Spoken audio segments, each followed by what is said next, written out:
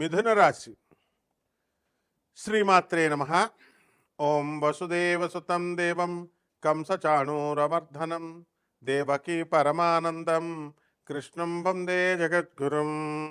జగదేక వీరుడైనటువంటి అర్జునుల వారికి, జగద్గురు అయినటువంటి శ్రీకృష్ణ పరమాత్మ వారి పాదపద్మాలకు నమస్కారం చేస్తూ, మనకి రాహుగ్రహ మార్పు వల్ల మిథున రాశి వారికి జాతకంలో ఏం జరుగుతుందో మనం చూద్దాం.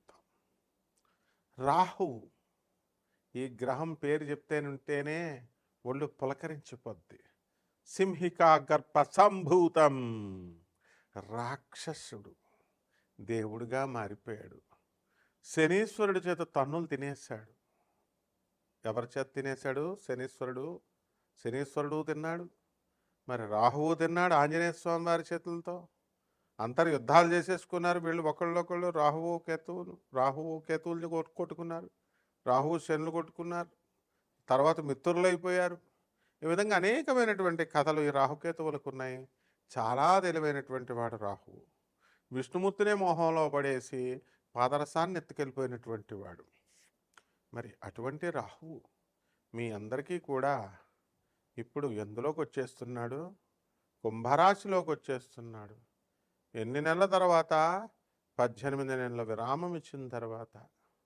అందువలన ఈ యొక్క మిథున రాశి వారికి అందరికీ కూడా భాగ్యములోకి వచ్చేస్తున్నాడు. కాబట్టి అదృష్టాన్ని కలిగించేస్తాడు మీకు. ఏమండి, రోడ్డు మీద వెళ్తూ ఉంటే ధనాల మూట దొరుకుద్ది మీకు. డబ్బు మూట, తర్వాత బంగారపు మూట, ఇలా ఏదో ఒకటి. అలాగే జాగ్రత్తగా ఉండకపోతే ఆఫర్లు వస్తాయి. మీకు పరిచయమైనటువంటి వాళ్ళు వాడు సాఫ్ట్వేర్ ఇంజనీరా, లేకపోతే డాక్టరా, లేకపోతే చదువుకున్నవాడా, చదువు లేనివాడా కాదు, ఎవడన్నా మోసం చేసేయచ్చు మిమ్మల్ని. కాబట్టి మోసం చేయడానికి చదువుతో సంబంధం లేదు, చదువు లేకపోవడం అనేది ఉండదు. చదువుకున్నవాడు కొంచెం పాలిష్డ్గా మాట్లాడి మోసం చేసేస్తాడు, మామూలు వాడు కొంచెం దొరికిపోతాడు అంతే మొరటగా. ఇక్కడ మోసపోవడమా లేకపోతే బాగుపడ్డమా అనేటటువంటిది మీ యొక్క విజ్ఞతను బట్టి ఉంటుందన్నమాట. మీరే మోసగాళ్ళు అయితే ఇంక మిమ్మల్ని ఇంకేం మోసం చేస్తారు వాళ్ళు. కాబట్టి ఈ మిథున రాశి వారికి మీరు ఒక ఇల్లు కట్టుతున్నారండి, మన ఇద్దరం జరసంగం కలిసి కట్టుకుందాం అంటారు. అతను ఓకే అంటాడు. వ్యవహారాలు ఏవేవో ఉంటాయి మీకు ఇద్దరికి అండర్స్టాండింగ్స్. లేకపోతే ఇద్దరు సగం సగం ఎందుకు కట్టుకుంటారు? మీరు ఎవడిల్లు అడు కొనుక్కుంటారు. ఇవంతా సీక్రెట్ అనమాట. ఇలా ఎవరికి తెలియదు. అలాగే ఎవడో పరిచయం అవుతాడు, ఎన్నో సంవత్సరాల నుంచి ఉన్నాడు కాబట్టి, నీకు యూరో లాటరీలు వస్తాయి, డబ్బులు కట్టు అని చెప్తాడు. పక్క వాళ్ళకి చెప్తే అవకాశం పోతుంది అని చెప్పేసి మీరు కూడా వాడికి 1.5 2 కోట్లు ఇచ్చేసుకుంటారు. మస్తు మందిని చూసాం మేము. 3 కోట్లు డబ్బు వస్తుందనే దురాశ వస్తుందనేటటువంటి ఉద్దేశంతోనే వీళ్ళు 3 కోట్లు 4 కోట్లు అవతల వాళ్ళకి ఇస్తారు. వడ్డీ ఎక్కువ వస్తుంది, డబల్ ఇస్తానన్నాడని.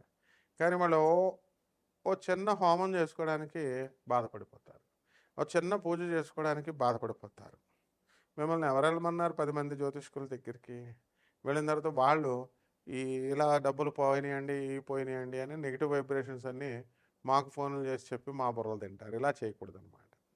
కాబట్టి ఈ యొక్క రాహుగ్రహము ఒక చక్కటి గ్రహం. ఇది శుభాలని మీకు చేస్తుంది, అశుభాలను కూడా మీకు చేయగలుగుతుంది. మరి ఇప్పుడు ఈ మిథున రాశి వారందరికీ కూడా ఆదాయాన్ని బాగా పెంచుద్ది, తర్వాత మాయగాళ్ల మధ్యలో ఉంచుద్ది మిమ్మల్ని. మే 29, 2025 సంవత్సరం తర్వాత మీరు మోసగాళ్ల చేతిలో పడిపోతారు అందరూ కూడా. ఆ మోసగాళ్ళు తాత్కాలికంగా మీకు లాభాన్ని చేసినట్టు చేసి, అంటే మిమ్మల్ని బాలి తీసుకెళ్తారు, సింగపూర్ తీసుకెళ్తారు, అక్కడ హోటల్ రిసార్ట్లు మేము తీసుకుంటున్నామని చెప్పి వాళ్ళ డబ్బులతో తీసుకొని ఆ తర్వాత మిమ్మల్ని నిట్ట నిలువునా ముంచేస్తారు అనమాట. ఆ విషయాలు మీకు తెలీదు, చెప్పడానికి అందరికీ గురువులకి కుదరదు, చెప్పకూడదు. మేము సీక్రెట్ అండర్స్టాండింగ్స్ ఉంటాయి అన్నమాట. ఇవన్నీ కూడా ఎవడికి కూడా ఫ్రీగా ఖర్చు పెట్టడు. This logic you should not forget. So this logic you should not miss. If that fellow has spent 1 rupee against you, there is some intention which is inside him, which you cannot trace it out. So అలాంటి విషయాలు చాలా ఉంటాయన్నమాట. ఇదంతా రాహుగ్రహ ప్రభావమే. కాబట్టి రాహు లాటరీల్లో మీకు విజయాలు సాధించేలాగా చేస్తాడు. ధనాన్ని మీకు వచ్చేలాగా చేస్తాడు. ఇప్పుడు ఆదాయాలు పెంచుతాడు. ఫారెన్లు పంపిస్తాడు. ఆ తర్వాత డ్యామేజ్ చేసి కూర్చోపెడతాడు మిథున రాశి వారిని అందరినీ కూడా. మీ సోదరుల యొక్క డెవలప్మెంట్ అనేటటువంటిది మీకు బాగా జరుగుతుంది. ఫారెన్లో విజయాలు సాధిస్తాడు మీ brothers sisters. Accumulation of wealth బ్రహ్మాండంగా సంపాదించేస్తాడు. శ్రీపతి అనేటటువంటి ఒక వ్యక్తి ఉండేవాడు. మరి అతను పాపం నష్టపోయాడు. ఎవరి వల్ల అంటే వాళ్ళ సోదరుల వల్ల. అంటే అది ఎవరికో ఎక్కడో ఉరుము పుట్టి మెరిసి ఆ తర్వాత ఎవరి మీదో పడినట్టుగా అవుతూ ఉంటాయన్నమాట. కాబట్టి ఇలాంటివన్నీ కూడా సహజమివి. కాబట్టి మిథున రాశి వారంతా కూడా మీరు చక్కగా మంచిగా గురువులు చెప్పేది నడుచుకుంటూ వింటూ వెళ్ళాలి. దాన ధర్మాలు చేసుకోవాలి. ముఖ్యంగా మనుధర్మశాస్త్రంలో 10% దాన ధర్మాలు వికలాంగులకి, పేదవారికి, మరి సాధువులకి అందరికీ కూడా చేసుకోవాలి. మీరు చేసుకోకపోతే ఆ కర్మలు మీకు నడవు అన్నమాట, కడగబడవు. ఆ కర్మలు క్యారీ ఫార్వర్డ్ అవుతూ ఉంటాయి. కాబట్టి ఇవన్నీ కూడా మనకి ముందుకు వెళుతూ ఉంటాయి. వ్యాపారం చేసేటటువంటి వారు దురాశతో కూడినటువంటి వ్యాపారాలు చేయకూడదు. లాభాలు దారుణంగా వస్తాయి. మీకు బ్రహ్మాండంగా సంపాదిస్తారు.